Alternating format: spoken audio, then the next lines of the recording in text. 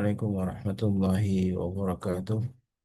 Waalaikumsalam Waalaikumsalam warahmatullahi warahmatullahi wabarakatuh. wabarakatuh. Innal hamdalillah nahmaduhu wa nasta'inuhu wa nastaghfiruh wa na'udzu billahi min shururi anfusina wa min sayyiati a'malina may yahdihillahu fala mudilla lahu wa may yudlil fala hadiya lahu. Asyhadu an la ilaha illallah wahdahu la syarika lah wa asyhadu anna Muhammadan abduhu wa rasuluhu alladzi la nabiyya wa la rasula ba'dah.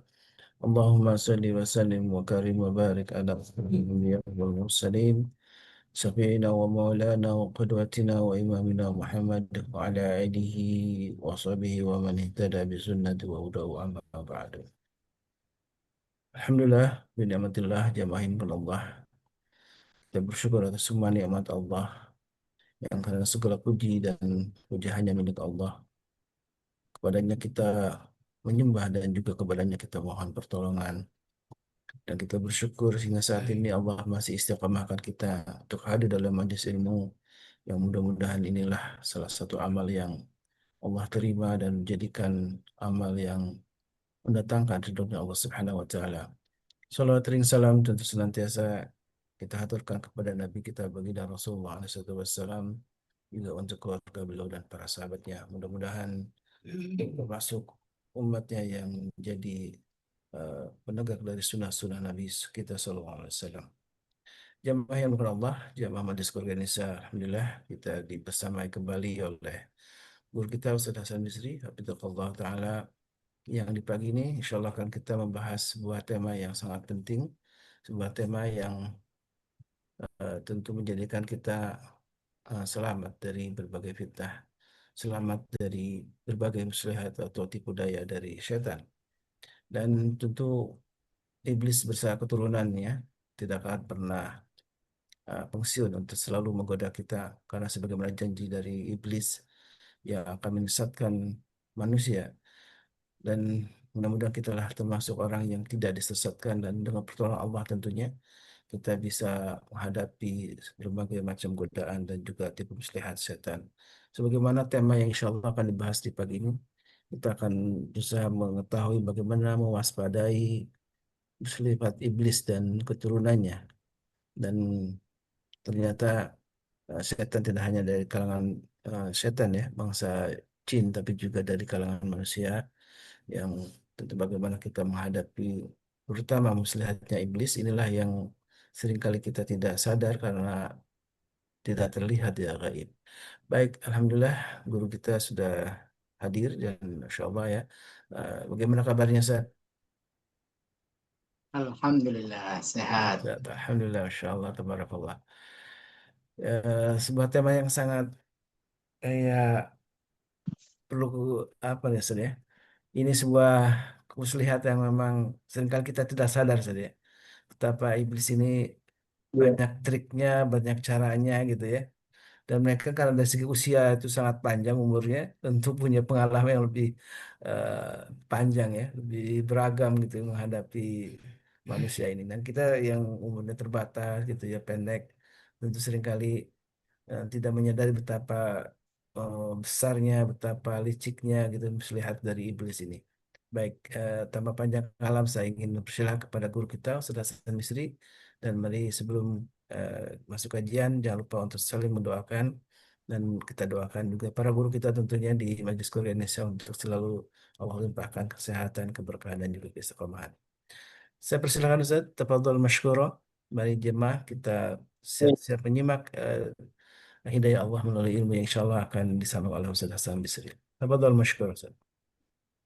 Baik, syukran. Jazakallah khairan. Bismillahirrahmanirrahim. Assalamualaikum warahmatullahi wabarakatuh. Waalaikumsalam Waalaikumsalam warahmatullahi warahmatullahi wabarakatuh. wabarakatuh. Alhamdulillah, hamdan katsiran tayyiban mubarakan fih. Asyhadu an la ilaha illallah wahdahu la syarika lah wa asyhadu anna Muhammadan abduhu wa rasuluhu la nabiyya ba'dah. Allahumma salli wa sallim wa barik ala nabiyyika wa habibika Muhammad ibn Abdullah wa ala alihi wa sahbihi wa mawalah amma ba'd. Alhamdulillah kita bersyukur pada Allah pada pagi hari ini kita bisa berjumpa kembali di kajian kita ini. Semoga ilmu yang kita pelajari menjadi ilmu yang bermanfaat. Dan semoga kita semuanya yang hadir di majelis ini dan juga saudara-saudara kita yang kita cintai senantiasa dalam lindungan Allah Subhanahu wa taala. Amin ya rabbal alamin.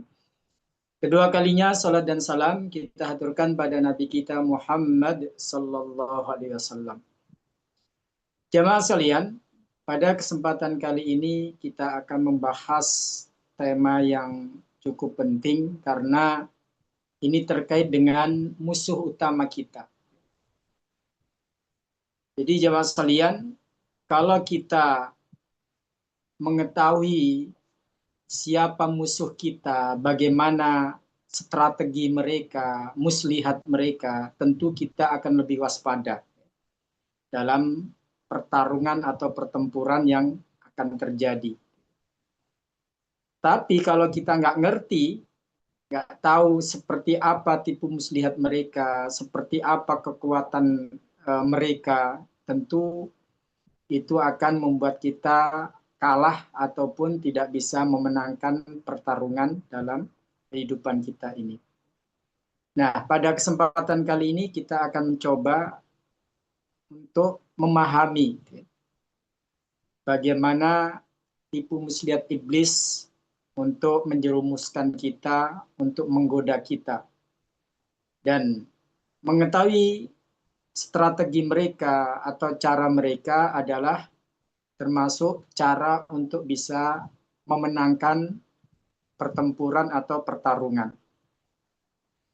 Lihat mereka ketika mau bertempur atau berlaga, apapun, entah itu di dunia olahraga atau di dunia kompetisi lainnya, itu pasti seseorang ketika mau menghadapi lawannya, dia akan mempelajari siapa lawannya itu. Bagaimana strateginya atau seperti apa kekuatannya.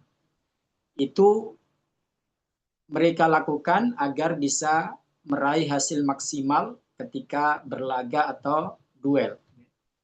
Nah, di dunia ini kita diciptakan oleh Allah untuk beribadah kepada Allah. Dan ketika kita beribadah kepada Allah, ada makhluk yang tidak akan suka. Dan dia berusaha untuk menghalangi kita supaya kita tidak bisa beribadah kepada Allah Subhanahu wa taala. Dan makhluk itu adalah iblis dan bala tentaranya atau keturunannya. Nah, jamaah sekalian, sebagai mukaddimah kita, Allah Subhanahu wa taala telah memberitahukan kepada kita di dalam surat Ad-Dzariyat. Dan surat ini tentu tidak asing bagi kita ya. Kita semuanya paham, kita semuanya bahkan hafal ya. Apa itu? Wa ma khalaqtul jinna wal insa illa liya'budun.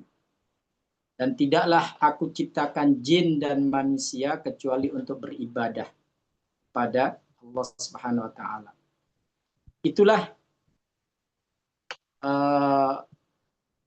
dustur atau pemberitahuan dari Allah Subhanahu wa taala bahwa di samping manusia ada makhluk lain yang telah diciptakan oleh Allah, yaitu jin. Kemudian Allah juga memberitahukan bahwa tujuan penciptaan jin dan manusia sama, yaitu untuk beribadah kepada Allah. Sehingga sebagaimana manusia, di antara jin pun ada yang taat, ada yang tidak taat. Ada yang soleh, ada yang salah atau tidak soleh. Nah, menurut beberapa ulama tafsir, di ayat yang kita baca tadi, kenapa Allah mendahulukan penyebutan jin daripada manusia? Ini termasuk Imam Al-Alusi dalam kitab tafsir Ruhul Ma'ani itu menangkap bahwa taqdimul jin fil dzikri litaqaddimi khalqihim ala khalqil insi fil wujud. Kata beliau, Kenapa Allah menyebutkan jin dahulu daripada manusia? Wa ma khalaqtul jinna wal insa. Jadi jin dulu yang disebutkan, setelah itu baru manusia. Ini merupakan petunjuk bahwa mereka lebih dahulu diciptakan oleh Allah daripada manusia itu sendiri. Jadi jin itu masa penciptaannya lebih dahulu daripada manusia. Makanya banyak kasus-kasus orang kena gangguan jin atau orang kesurupan itu karena jin merasa superior. Jin merasa sebagai seniornya juga. Jadi jin karena diciptakan terlebih dahulu dia merasa sok berkuasa. Kalau ada orang yang menempati suatu tempat yang kosong kemudian dibangun rumah, kadang di situ ada gangguan-gangguan yang mereka alami. Kenapa? Karena jin merasa senior, merasa lebih dahulu ada di tempat tersebut. Ketika ada manusia datang, mereka tidak suka. Ada juga yang karena jin merasa hebat, sehingga ketika ada manusia yang datang, dia sok jago, kemudian melakukan gangguan-gangguan atau godaan kepada orang yang datang tersebut. Yang jelas, dalam penyebutan jin terlebih dahulu, itu menandakan bahwa memang mereka lebih dahulu diciptakan oleh Allah daripada manusia.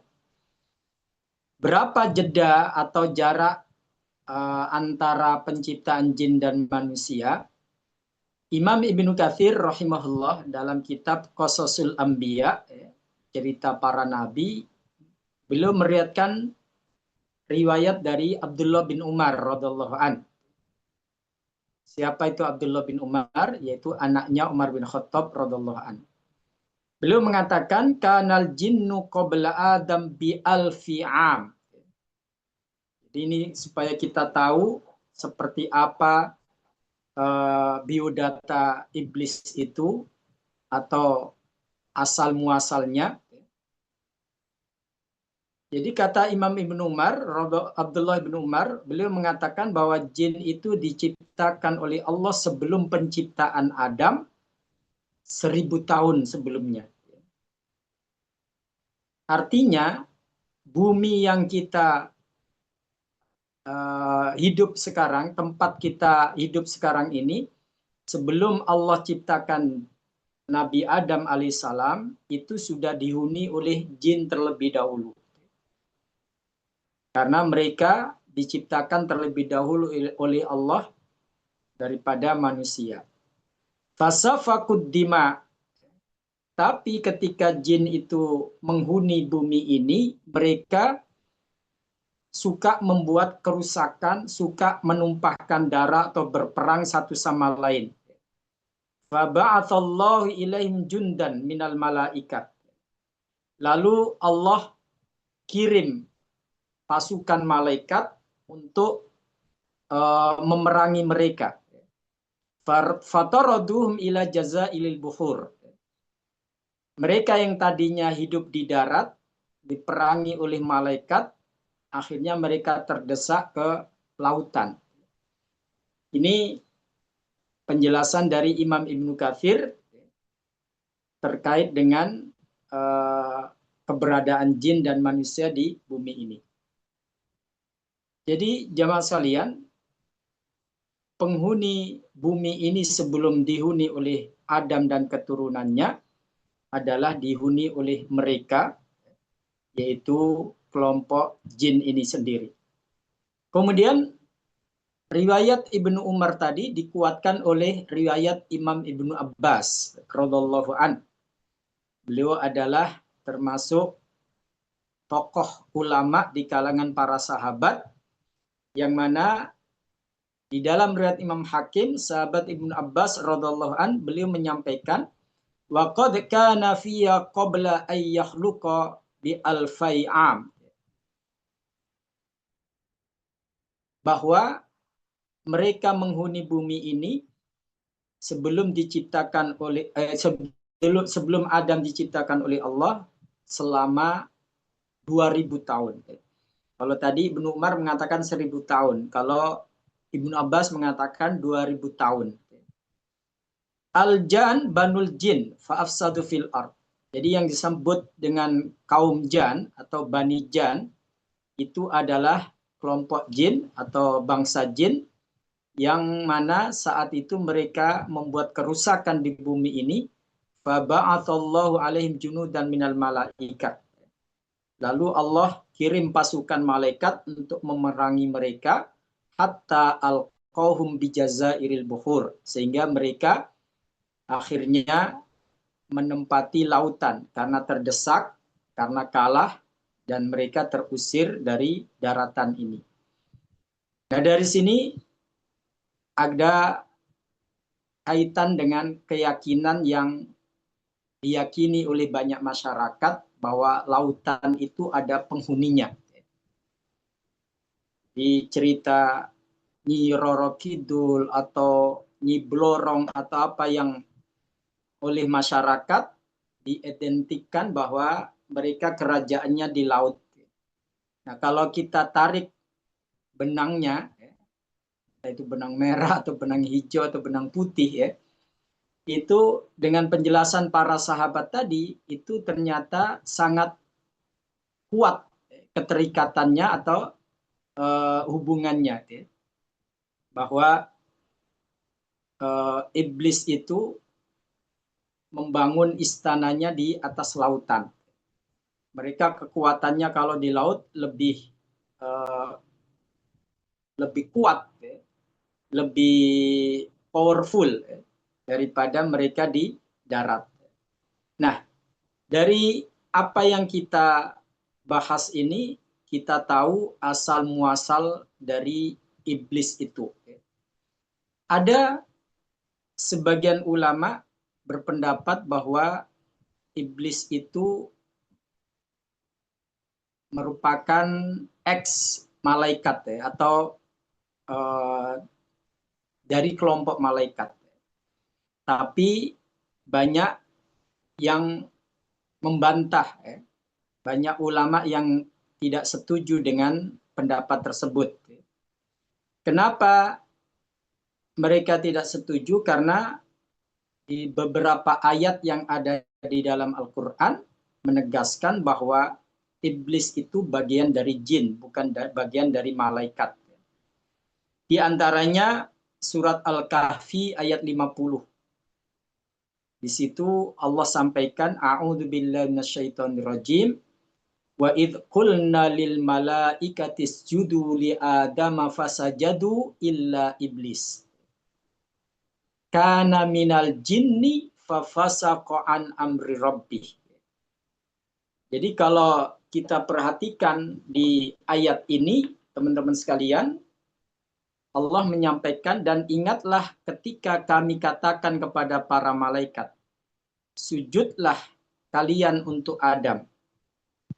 Di sini Allah perintahkan para penghuni surga saat itu untuk sujud kepada Adam. Illa iblis.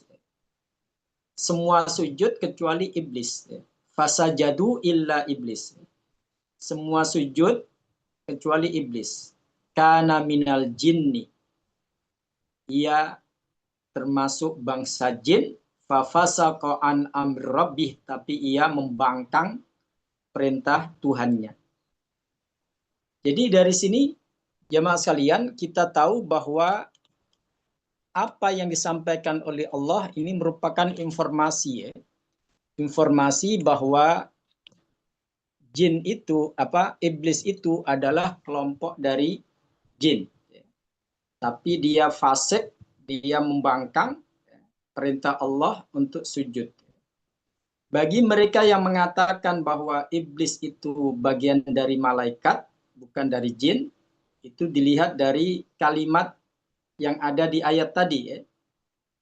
Ketika Allah mengatakan wa idh qulna lil malaikati isjudu, ketika kami katakan bahwa kepada para malaikat, hendaklah sujud li Adam, ya, untuk Adam. Fasajadu illa iblis. Semua malaikat sujud kecuali iblis. Nah, pengecualian ini biasanya sejenis, ya. Sejenis. Seperti, ya, ada seruan dari Ustadz Kholis, ya, hendaklah semua anggota Zoom ini untuk memute, ya, HP-nya supaya tidak terdengar suara lain yang masuk. Semuanya melakukan itu kecuali ibu siapa, gitu, ya. Nah, itu kan sejenis, ya. Berarti satu kelompok. Nah, ketika Allah menyebut wa id kunna lil malaikatis judu li adam fasajadu, ya, berarti iblis itu bagian dari malaikat, ya. Nah, bagi mereka yang mengatakan, oh ini ayat tidak harus difahami dengan bahwa iblis itu jenis malaikat. Karena pengecualian itu bisa terjadi selain jenisnya. Seperti misalnya ada berita telah terjadi kebakaran, naudzubillah min dzalik, ya, di daerah ini, di RT ini, di RW ini, ya, yang menghanguskan satu rumah besar, semua penghuninya menjadi korban atau meninggal kecuali anjingnya. Jadi ada pengecualian di situ. Penghuni rumah itu meninggal atau jadi korban kebakaran kecuali anjingnya. Apakah anjing itu termasuk jenis manusia? Kan enggak. Ada pengecualian di situ tapi enggak sejenis. Nah, saat itu memang iblis di tengah keberadaan malaikat, yaitu di surga. Dan ayat itu dikuatkan dengan ayat yang lain, yaitu surat Al-A'raf ayat 12. Ketika Allah bertanya, qala ma mana'aka alla tasjuda id amartuk. Jadi Allah bertanya kepada iblis, apa yang menghalangi kamu untuk sujud kepada Adam ketika aku suruh kamu untuk sujud. Jadi di sini Allah memberitahukan alasan iblis kenapa dia membangkang, tidak mau sujud ketika diperintahkan oleh Allah. Iblis menjawab, di situ sebutkan, ana khairum minhu. Saya lebih baik darinya. Jadi iblis merasa lebih baik dari Adam. Khalaqtani min nar wa khalaqtahu min tin. Engkau ciptakan aku dari api dan engkau ciptakan dia, Adam, dari tanah. Dari sini kita tahu bahwa malaikat itu diciptakan oleh Allah bukan dari api, tapi dari apa? Dari cahaya. Dari cahaya. Sedangkan iblis mengakui unsur penciptaannya itu adalah dari api. Dan yang diciptakan oleh Allah dari api itu adalah jin, bukan malaikat. Karena malaikat diciptakan dari cahaya. Dari sini kita tahu bahwa iblis itu satu materi penciptaan dengan jin, bukan dengan malaikat. Kemudian Rasulullah juga pernah menegaskan di dalam hadis riwayat Imam Muslim, khuliqatil malaikatu min nur wa khuliqal jan mimma rijim min nar. Bahwa malaikat diciptakan dari cahaya, sedangkan jin diciptakan dari api yang sangat panas. Dari sini kita tahu, teman-teman sekalian, bahwa dalil yang kuat atau pendapat yang kuat mengatakan bahwa iblis itu satu spesies, satu jenis dengan jin. Sehingga pendapat yang mengatakan bahwa dia termasuk dari golongan malaikat itu kurang kuat. Lalu mungkin di antara jamaah sekalian yang hadir ada pertanyaan yang agak sering terjadi ya, yaitu terkait dengan istilah atau sebutan yang sering kita lakukan atau yang sering kita gunakan dalam keseharian kita. Ada istilah iblis, jin, setan, dan ifrit. Itu sering kita gunakan dengan bermaksud kelompok yang sama. Ya. Penyebutan itu untuk sesuatu yang sejenis. Ya. Nah, jamaah sekalian, ada penjelasan dari Imam At-Tabari dalam kitab tafsir beliau, Tafsir At-Tabari. Beliau mengatakan, "Dhahaba katsirun min ahlil ilmi ila anna iblis huwa abul jin kulluhum." Jadi supaya kita nggak rancu, ada istilah atau kata iblis, jin, setan, dan ifrit. Apakah mereka memang satu rumpun, satu kelompok, atau berbeda? Di sini Imam At-Tabari rahimahullah, beliau mengatakan mayoritas ulama berpendapat bahwa iblis adalah abul jan. Iblis itu moyangnya jin. Baik jin yang mukmin maupun yang kafir. Baik jin yang mukmin maupun yang kafir. Dan ini pendapat dari sejumlah sahabat seperti Ibnu Abbas radhiallahu an, begitu pula generasi tabi'in seperti Imam Mujahid, Imam Qatadah, Imam Hasan Al-Basri. Jadi mereka mendefinisikan bahwa iblis itu adalah nenek